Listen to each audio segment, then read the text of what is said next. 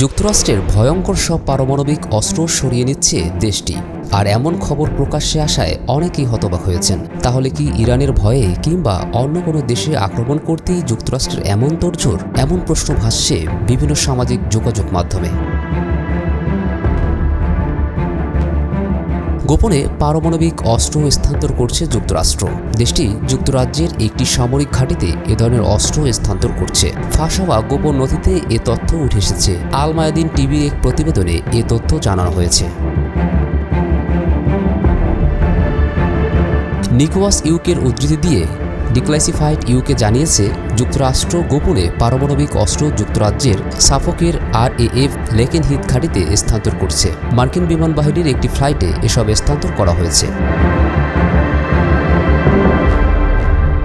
প্রতিবেদনে বলা হয়েছে, গত 17 জুলাই মার্কিন বিমান বাহিনীর একটি C-17 গ্লোবমাস্টার পরিবহন বিমান লেকেনহিথ ঘাঁটিতে অবতরণ করে। এতে 20টি অত্যাধুনিক B-100 থেকে 12 পারমাণবিক বোমা পরিবহন করা হয়েছে। এসব বোমার প্রতিটির ধ্বংস ক্ষমতা হিরোশিমায় ব্যবহৃত বোমার চেয়েও 3 গুণ বেশি।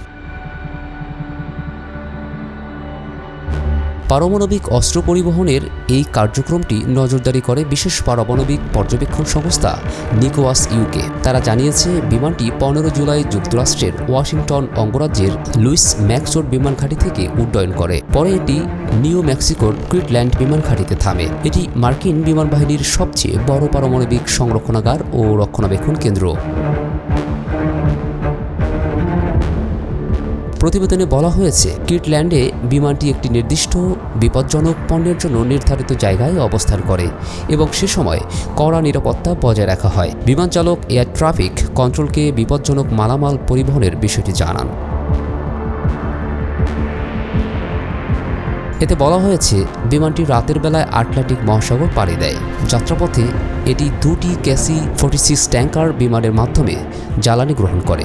আরেকটি C-17 বিমান একই সময়ে সেরে যায় সম্ভাব্য বিকল্প হিসেবে এবং জার্মানির রামস্টেন ঘাঁটি হয়ে লেকেনহিথে পৌঁছায়। বিমানে পারমাণবিক জরুরি সরঞ্জাম বহন করা হয়েছে বলে ধারণা করা হচ্ছে।